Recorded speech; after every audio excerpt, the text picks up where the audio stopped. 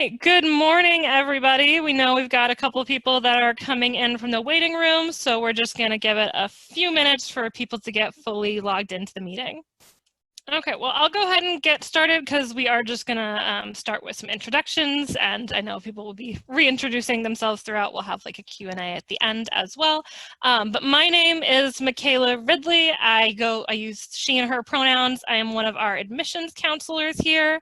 I just wanted to thank everybody for joining us this morning. I know we do have some admitted and enrolled students with us today, so congratulations again on your acceptance. And we are so excited to have you becoming Binghamton Bearcats in the fall. I'm going to pass it over pretty quickly to our study abroad team so they can get started on the webinar. I'll be here throughout, as well as my colleague Stephanie Swim will be answering questions in the Q&A throughout the webinar. And then we will also, as I said, do a live Q&A at the end. So I will pass it over to Linda and Amber. Good morning, everyone. My name is Amber Jennings. I work as an Education Abroad Advisor in the Office of International Education and Global Initiatives. I studied abroad in Mexico and Chile, and after college, I did a Fulbright year in Brazil. Fulbright is a government program sponsored by the U.S. Department of State and Institute for International Education. Followed with graduate studies, and after graduate school, I joined the Binghamton team in 2015. So I've been with the office full time for about 5 years now. Good morning, everyone. Thank you again for joining us, and a big congratulations again to those of you who are admitted. My name is Linda Torricelli, and I'm the Coordinator of Education Abroad in the Office of International Education and Global Initiatives. I have been in our office for about 2 years and working on campus for about 7. As an undergraduate student, I studied abroad in China and in Italy, and then as a graduate student, I studied abroad in Botswana. In between obtaining both of my degrees, I spent about a year in Taiwan teaching English. So I'm very grateful for all of my international experience, but I am most grateful for my education abroad programs because they were so impactful. So we also have 3 students joining us, so I'm going to let them go ahead and introduce themselves now. Hi guys, I'm Jillian. I'm a recent graduate of Binghamton University. I went my senior fall semester, so the first semester of my senior year, to Berlin, where I studied German as well as migration and environmental policy, as well as a few other topics. And I can answer any questions about studying abroad in Europe, especially during a fall semester. Hi everyone, my name is Dillon. I also just graduated from Binghamton last weekend. My undergrad is in biology and environmental science, and when I studied abroad, it was my second semester junior year, and I went to New Zealand. Good morning, everyone. My name is Josh Mando.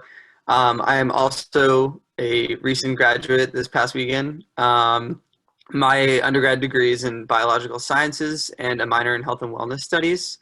And I studied abroad in Madrid, Spain, and I was studying Spanish language and culture, and I studied abroad in between my sophomore spring and my junior fall. So it was a summer semester. Excellent. So now that you've met us a little bit, we are going to go into our presentation. We are going to shut our cameras so that we don't distract you. But the other thing is that the presentation is going to be shared with you afterwards. So anything that you see is red and underlined is a hyperlink. So we'll share that with you after so you can explore more. All right, we'll see you for Q&A. Alrighty, everyone should now be able to see my screen. So we're going to jump right on into it. As Amber and I shared, we work through the Office of International Education and Global Initiatives.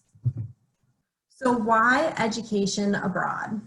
Different students definitely study abroad for different reasons. In general, we see that students receive academic, personal, and professional benefits from their education abroad experience. Students can receive major, minor, general education, or elective credit while they study abroad. So for an example, you might be a history major studying ancient Rome here at Binghamton, and then you get to go to Italy to study the Forum in real life. It's pretty cool. We also see that students take elective credit while they are abroad so that they can diversify the courses that they get to take within their degree. You'll also see under academic benefits that there is a global studies minor. This is a minor for students who study abroad. Again, because it's red and underlined, you can click on it to learn more. For personal benefits, the biggest thing we see from our returning study abroad students is that they have an increase in cross-cultural awareness and that they have a greater global perspective. Last but definitely not least, we see professional benefits. Here at Binghamton, we send about 500 students abroad every year, which is about 3.5% of our undergraduate student body population. So if you're looking to diversify your resume and to stand out from your peers, studying abroad is definitely a way to do that. In addition to enhancing your resume, we've also heard from employers that for recent undergraduate students who are graduating, they want to see transferable skills. So they want to see students who are flexible and solution-oriented, and those are skills that you can really hone in on during your education abroad experience. So from the students we have here, I want to know what was one benefit that you feel you received from your education abroad experience. And perhaps we can go in the same order that we did the intros earlier. So Jillian, can you start us off, please? I'll turn my camera back on for a minute. One benefit I think I received, really learning languages, since I did go without knowing any German before going to Berlin. It was really incredible to have the chance to take an intensive. I was in German for 12 hours a week, so that was 3 hours every morning. And then on top of that, our classes got to go on field trips, so we got to practice our German. And being able to learn a language, not only to have you communicate and help you communicate around the city that you're in, but also be able to take it back to the United States. You'll never know when you get to use your language that you're learning when you're abroad. So I have found so many times where I've been back home and have been able to speak German and connect with others because I learned language abroad, and I'm really grateful I took the chance to learn a language there. I would say for me, definitely one of the biggest things I got out of it is just the sense of independence that you gain. I was actually the only Binghamton student, but I was one of 6 SUNY students who went, but still I was able to get that real independent learning experience, and it just taught me a lot about how to manage myself and how to learn and think on my feet quickly. So I think those are skills, again, that I can just take back to not only the rest of my college career, but the rest of life in general. I think it was really helpful. Similar to what Jillian said, I personally, a big benefit for me when I studied abroad was improving my Spanish speaking abilities. I felt so confident in my ability to communicate with others after going abroad, and I think that being immersed directly in a Spanish culture and speaking with locals challenged me and made me a better Spanish speaker. And at the end of the day, I'll be working with patients in my next journey. I'll be in optometry school, and apparently, like in Boston, there's quite a bit of Hispanic populations that we work with in the clinical settings. So I hope that I can actually apply that directly in the clinics. So overall, definitely really helped my Spanish speaking skills. Great, thank you so much for sharing. So some of the reasons are similar, some are different, but it's just very important to explore all aspects so that you can find the program that's right for you. So moving on. So now we know that you want to go abroad, and the next question is, where will you go? Binghamton University students are incredibly lucky because they have access to more than 50 Binghamton administered programs and more than 1,000 SUNY programs.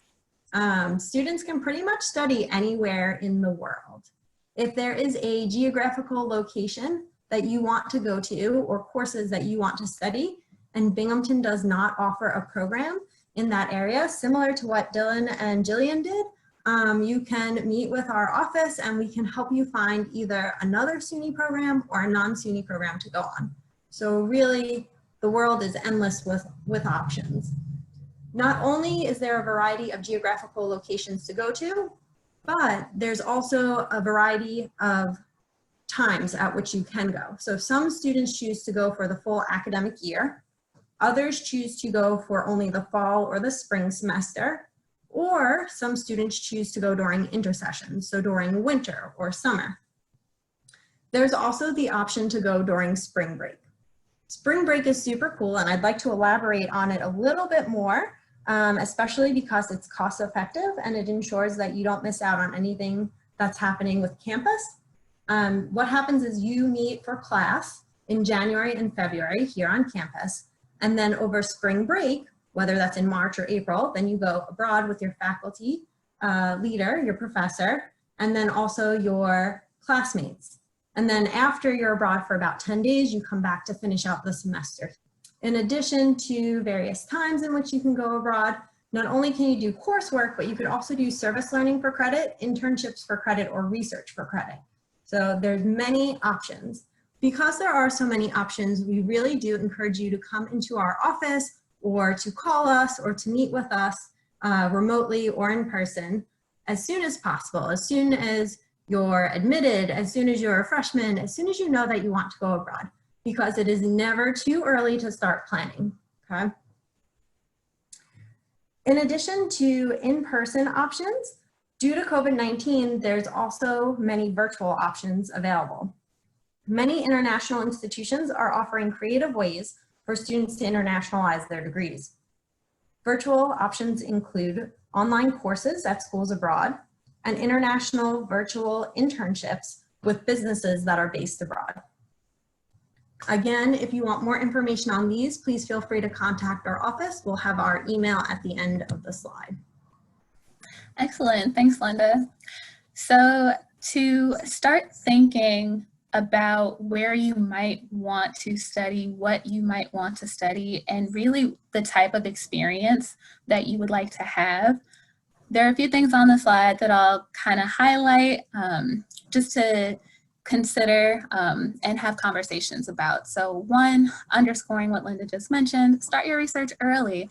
The earlier you start, the easier it will be to plan where education abroad makes the most sense in your schedule. One of the most common questions that we get is, when should I study abroad? Or when is the best time to study abroad? And the response is really when it makes the most sense for you. Every student is different, and even students studying similar majors will follow different academic paths to get there. So really just having those conversations with your academic advisors once you choose a major, with your department advisors, and also with any counselors you may have. You may be an athlete or hoping to pursue an RA position one day. Knowing that you want to study abroad now is amazing because you have the benefit of time. So be sure to have these conversations. You don't have to know all the answers. We get many students who come to our advising and they say nothing other than, I want to study abroad. And that's a great place to start. So don't hesitate. Feel free to reach out. We'd love to help. So things to think about. One is location. Oftentimes students will say, for example, I want to study in Spain because I'm studying Spanish, and that is amazing.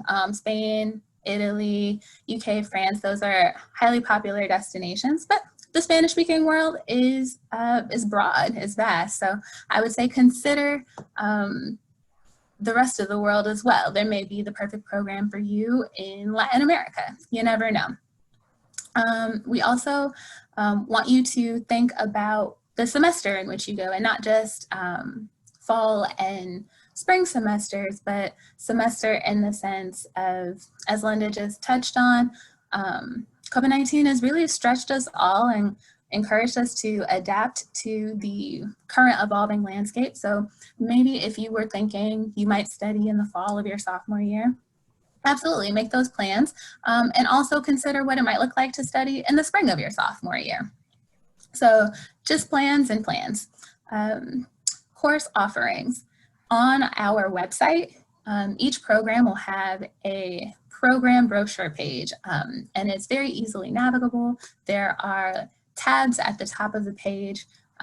One of those tabs is academic information, and there you will find, if it's a Binghamton program, you'll often find the full course offering. If it's a program where we partner with another provider or another university, you'll often find a link to the course catalog. But regardless, be sure to check those out and make sure that the program that you're interested in is offering the classes that you'd like to take.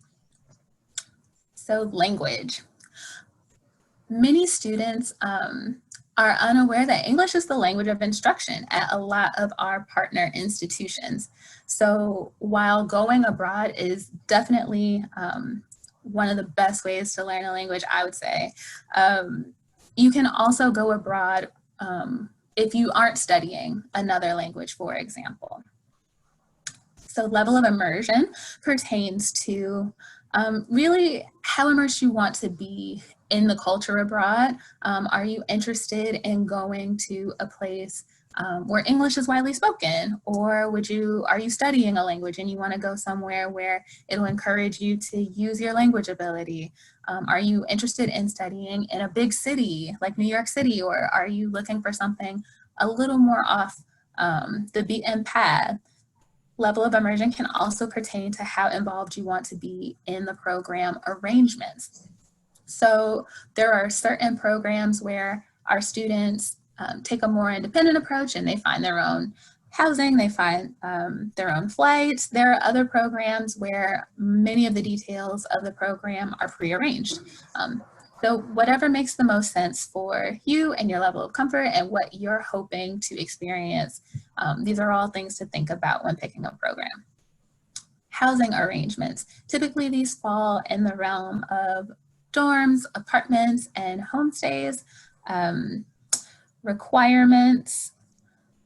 On each of the program brochure pages, as I mentioned, there are tabs at the top. One of those tabs is academic information. Another one of those tabs is eligibility. And so you'll see there what the requirements are for the program. Maybe for this program, you need to be enrolled in a specific course. That this would align with those programs that Linda was just mentioning, like the spring break programs. Learning needs. Learning needs. So we want to set our students up for success when they are abroad. So if there are any accommodations that you have here at Binghamton or will have here at Binghamton, we want to see if those accommodations can be put in place while you're abroad. So we encourage you to let us know about any of those things. Often they can be accommodated, and if not, then we can often find a program that has most of the things you're looking for and also the ability to meet those needs. And lastly, costs. So Linda, if we could have the next slide. Obviously, cost is a big factor in many students' decisions about the program to pursue. So one of the things that you can think about is our exchange program offerings. So essentially what this looks like is there is an agreement in place with an institution abroad for our students to maintain the tuition and associated fees that they have at Binghamton, and another student pays their tuition abroad and creates an academics place there, and then our students switch places. So to clarify, it's just an academic exchange. Sometimes students ask if it's a housing exchange. Housing may be included, but not always. Keep it short and sweet. This refers to our summer, winter, spring break, shorter term programs. So something to think about for these programs is that the overall cost is going to be lower because you're going for a shorter amount of time. But you will get more bang for your buck if you choose to pursue a longer program often, because there are certain costs, like the cost of a flight, that'll be the same whether you go for 4 weeks or you go for 14 weeks. Regardless of the length of the program that you choose, there are many, many scholarships available. Binghamton-based scholarships can be used for any SUNY program. And you can find information on these scholarships on our website as well. There are large buttons when you enter into our website, and one of them is scholarships and financial aid. In the same way that you apply online through the website for the programs, you can also apply online for these scholarships, and they range from merit-based, need-based, geographic location-based. So if you're looking into ways to minimize costs, I encourage you to check out the scholarships page and just see what's there. And finally, use financial aid. So financial aid is generally applicable for SUNY programs that have at least 6 credits. Now, regardless of the program that you pick, you're going to want to see a financial aid counselor to discuss your specific aid. I think that about wraps it up for costs. So Linda, next slide. All right, so the process. How to get started.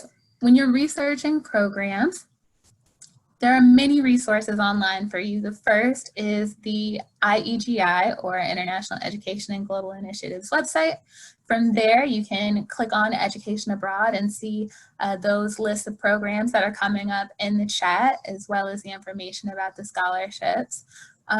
You can also visit suny.edu/study abroad, and that's where you're going to find information about the other SUNY programs that are offered as well. And from there, you can click on their individual program pages.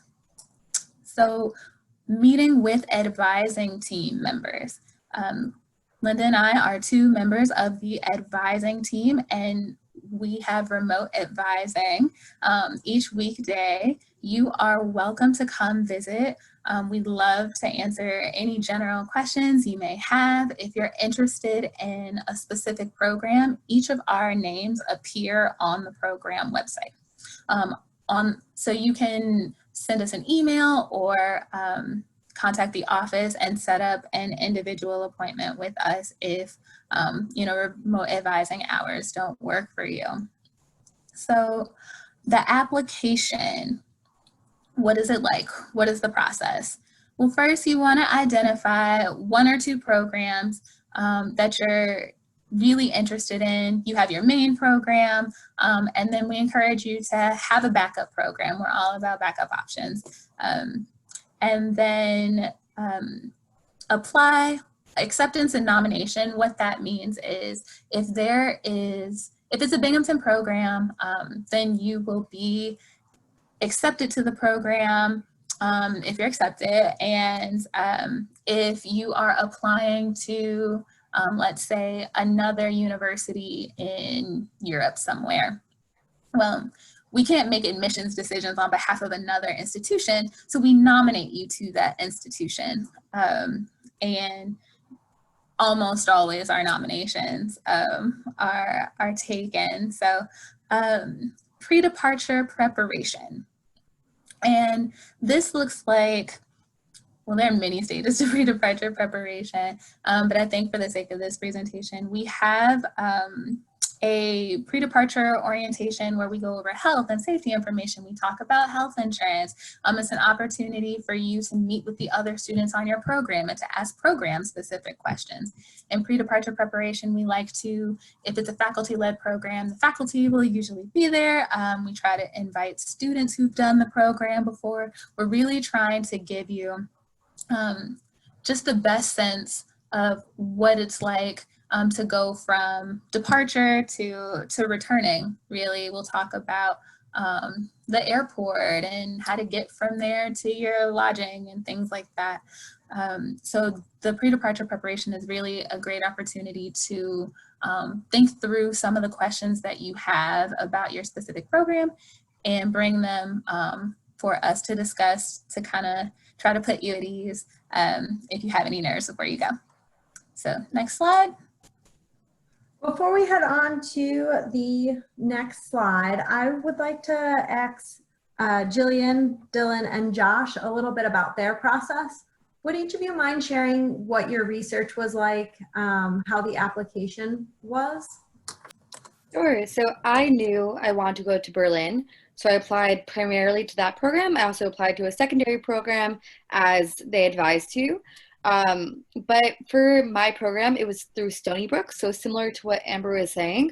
I applied through Binghamton, but the program, since it was through Stony Brook, I had to be accepted from Stony Brook to the program, and then they nominated me since I was going to be attending a German university. It's not a Stony Brook program or, let's say, a Stony Brook campus like some programs may be. It was at a German university, so I had to be accepted into that program. But the process was very smooth. The online portal is great, and as you guys know, our advising team is awesome, and they help you answer questions along the way. And pretty similar to me, I applied to about a there were about 6 New Zealand programs that I was looking at, and I think I applied to about 4 of them, and also had to be accepted at the university in New Zealand as well. And then after that was kind of solved, I just was in contact with the offices at Brockport, the offices at Binghamton, and also in contact with the people at the University of New Zealand. But the application process, again, was pretty smooth.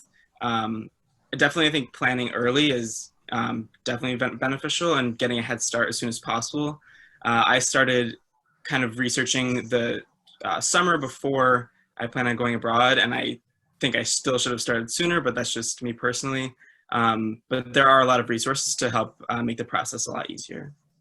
Yeah, and so for me, I, like Amber was saying, I applied to 2 programs as well. I knew I wanted to go to a Spanish-speaking country.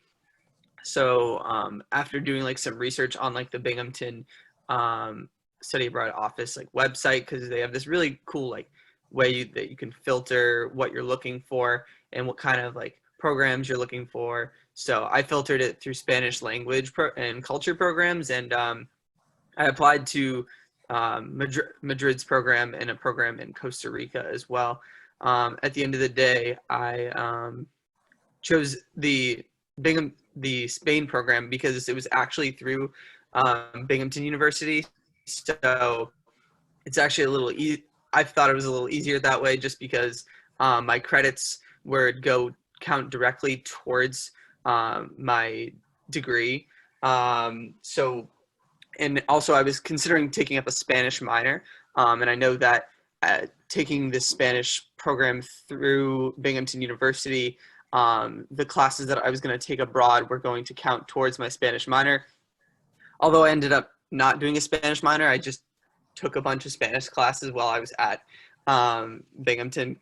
I just didn't have enough time to finish it. But other than that, my process, I started it in, I think it was like January, before I studied abroad in July. So I was researching back in the fall before that January, but yeah, I applied, I think it was right around the beginning of January, and I met with the study abroad advisor. I'd highly recommend meeting with the advising team just so you can go over what you're planning to do, whether or not you're completely confident that you want to go to a certain program, or if you're not sure where to start. It's definitely a good office to go visit and just plan out the entire process with them. But yeah, that was my journey through applying.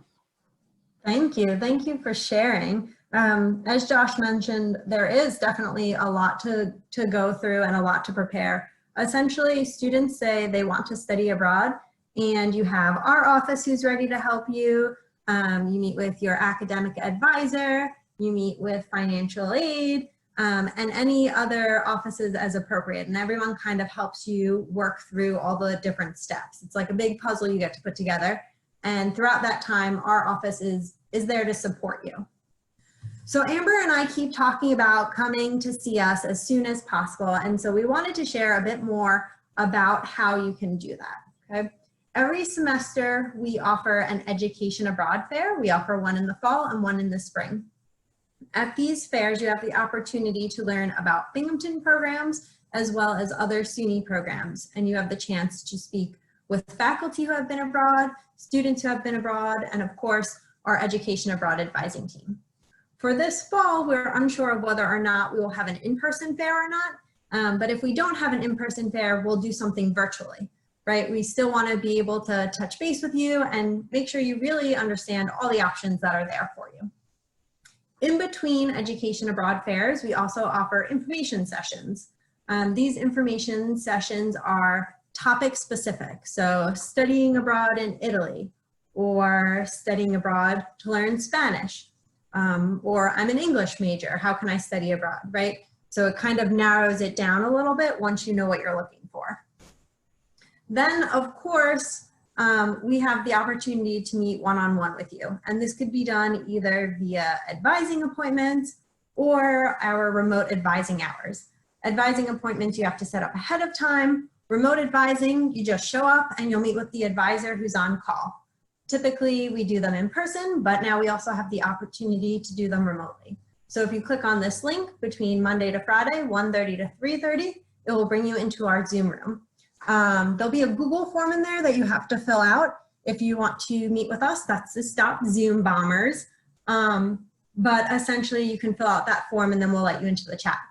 As a prospective student or as an admitted student, you may or may not yet have your B number. If you don't have your B number, which is your Binghamton identification number, you can just enter B and a bunch of zeros in, and then we'll let you in. Or you can email our office to set up an appointment. Of course, we have social media. Definitely check us out on Facebook and Instagram and Twitter. You can see more about where our students have been, some excellent pictures, and learn more about our programs. So with that, we're going to start on some questions. We'll turn our cameras back on and we'll answer questions. All right, thank you so much, Linda and Amber, and to all of our students. We do want to answer some of the questions we've been getting in the chat before we go. We've got some great questions in here. So first of all, for all of our students, for your particular program, how long or when did you study abroad? Like at what point in your academic career did you study abroad, and how long did you study abroad for? I studied abroad in the fall of 2019, so the fall of my senior year. And I studied abroad for 4 months in the fall, so it went from about August to December. And I studied abroad in spring 2019 of my junior year, and my program was from beginning of February to the end of June, so about 4.5 months. I studied abroad over the summer, right in between my sophomore and junior year. And my summer program, because I saw how long it was, mine was actually not the full summer. It was a month out throughout the summer. It was like July, the beginning of July to the beginning of August. Awesome.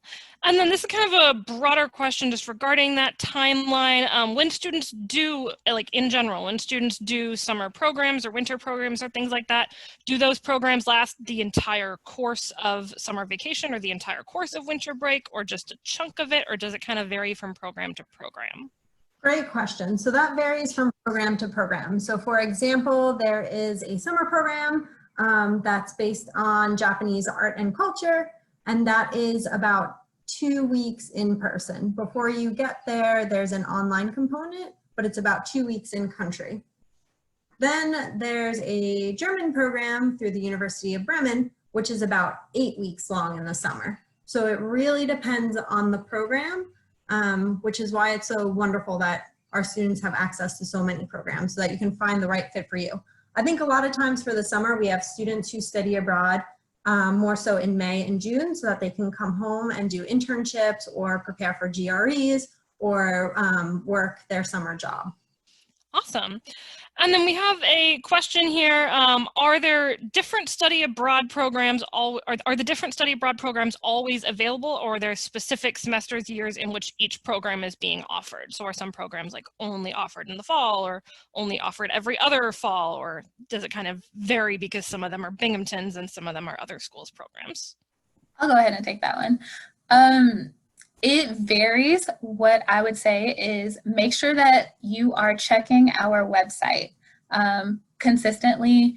There are some programs that are pretty staples for ours that have run for decades, but there are other programs that change based on, you know, education abroad is a fluid, I would say, field only in the sense of it depends a lot on what's going on internationally in the world right now, you know, as we've seen. So just make sure that you are checking the website, and you can always reach out to us and ask any questions you may have. So. And then we have this question in the chat. We also got this question in advance. It's a very common question.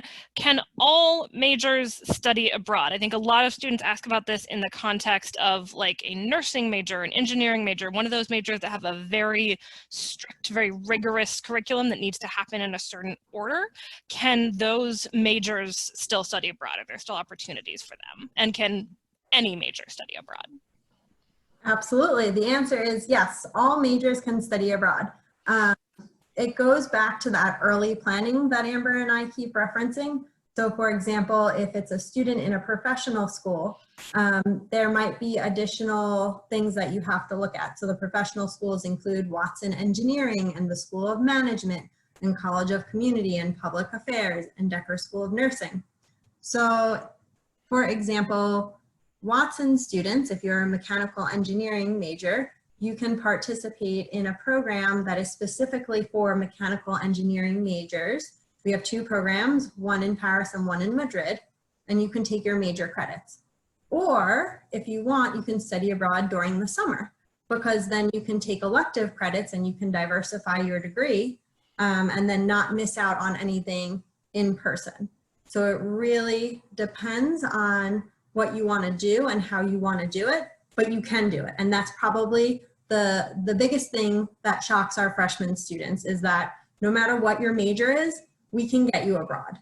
We can do this. It's just all about planning early and having lots of conversations about it. Amber, was there anything you wanted to add to that? Or did I get it all? No, I think that was it. I was thinking, not related to that specific question, but another resource that's available is we have Education Abroad Ambassadors. And these are students who have studied abroad before and they volunteer in our office. And they also do advising, because many students just want to hear a student perspective about what it was like and what the process was like for them.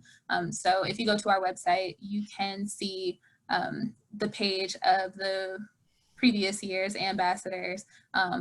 And moving forward, you can reach out to the new cohort when they are selected to just ask any student-to-student questions you may have. Great. And then I think one of the other questions that we oftentimes get from students, especially when they're working with ambassadors or when we have presentations like this and they can speak with students that have studied abroad, students, what is one thing or possibly a couple things you wish you would have known in advance before you studied abroad? I could take that one first. So I was really lucky to be in Europe, where you can, for the most part, travel between countries fairly easily. And I absolutely love doing that, and I'm very thankful that I did do that. I will say, though, the majority of my friends and I felt as if we didn't get to see the city we were actually living in for long enough. So one piece of advice I would give would be, as much as you want to travel everywhere, pick some weekends to stay home, because you'll really get to see parts of the city that you wouldn't otherwise. It's really amazing to get to form that bond with the place where you're studying and living, aside from your schoolwork and your studies there. I would say one thing is I wish I knew how long it would take to get a visa beforehand, because I didn't know that until a bit later on. And then also, I guess one thing that's actually good about the program that I went through is, and they'd mentioned this earlier in the presentation, my program was very much independent. So it wasn't really through like an organization. So when I got there, a lot of it was just up to me to figure out what to do. But I think I was actually very appreciative of that, because I could plan out my weekends the way I wanted to. So I think, again, just looking at the programs and how they operate is something to look at ahead of time for sure. That is a great question, Michaela. Excuse me. Personally, I'm not sure about what I wish I didn't know. I felt like I researched quite a bit, because so my program was 4 weeks long. So I did a lot of research about what I could go see in Madrid for those 4 weeks that I was there, because unlike Jill and Dillon, I didn't have that much time to like travel around. I did have a weekend to go to Portugal, but I think one thing that I wish I did like kind of do was there was actually a 6-week program that of students that I joined when I started the program in 4 weeks, but there were students that had already been on the program for 2 weeks prior to that. And I kind of wish I was with them, because they got to study actually in another part of Madrid. And I guess it was in the south. I think it was like the southern part of Madrid. So like near the beaches, and it was just another different culture to immerse yourself in, and kind of wished I did that. So I don't know. I feel like if you're going to study abroad, I guess my advice here is like maybe go for like the longer program if you have an option like that. I do know that there's a cost difference, so that's something to consider as well. I think we hear that a lot from our returning education abroad students, that they wish they could have been abroad longer. Obviously, there are challenges when you go abroad, when you're in a new location, but by the time you get to the end, you feel at home and you have your routine, and you just can't believe that you're leaving, and it all happens so fast, so fast. Yeah, no, that absolutely makes sense. I know when I've been abroad, I never did a study abroad college or program in college, but anytime I go abroad, I'm like, this wasn't long enough. So that makes sense. So we have a technical question, which we know we're not quite sure yet how many things are going to be happening in person on campus this fall, but obviously at some point students are going to be back on campus. So where is your office located on campus? How can students actually come see you in person when they are able to? So we are located in Old Champlain 240, OH 240. It is conveniently located for many of our students in the same building as Harper Academic Advising. So if you happen to be there, come on upstairs and visit us. We'd love to talk to you. Awesome. And then I think our final wrap-up question for our students, can each of you share 2 or 3 big takeaways from your experience abroad? 2 or 3 things that you really loved about your time? Sure. So I chose my program partially because it had a homestay component. I lived with a German family in Berlin for about 4 months. And I think that doing that, while it's not for everyone, if you do choose to do so, you get to immerse yourself so much more in the culture, not only language-wise, but also getting to participate in activities that seem to be exclusive to those who sort of know the lay of the land there. I got to go to protests with them. They're very passionate about climate justice, as am I, so it was really cool to get to see the political aspects of that in Germany play out, as much as I am familiar with that here. So homestay was an amazing takeaway. If you do have the chance to do it, I would highly recommend, but also explore your options, see if it's right for you. If you prefer the independence of living separately, totally, that's also a great choice. And I would say the other big takeaway was that you get to meet people from all around the world and all around your own country when you're abroad. I stayed in a lot of hostels when I was traveling, so I got to make friends with people from all over the world, and that was definitely a highlight, especially now that we're also home. Getting to reconnect with people that I've met abroad is really special, as they're all sort of facing the same sort of issues we are right now here in the US. But also getting to meet people from all over the country. Most students at Binghamton do come from the Northeast, so it was really cool getting to travel with people from all over the country and getting to learn a lot more about the United States, even though I was in Europe. I would say pretty similar to what Jill just said, just being able to meet people from all over the world. Of course, I did meet people that were a couple of people from New York, actually, and then all over the rest of the US, but most of my friends were from other countries.